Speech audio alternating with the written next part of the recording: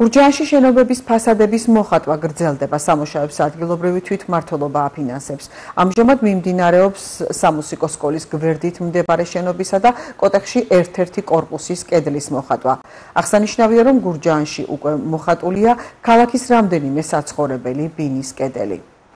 ჩვენი კედელი მდებარეობს მუსიკალური სკოლის გვერდით, ამიტომ თემატიკაც ესეთია, მუსიკალური საკრავები ავარჩიეთ.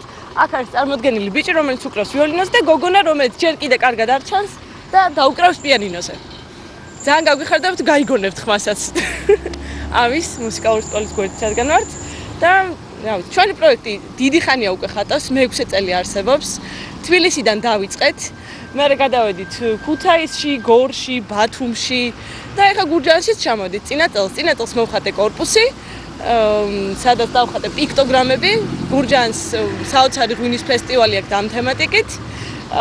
კიდევ იყო ჩამოსული უკრაინელი მხატვარი საშა კორბანი, რომელმაც უსაყვარლესი ბაბუა დაგიხატათ ღვინით ხელში და ფიალით. კიდევ დავხატეთ ბებია. აფსან პირზადემ დახატა.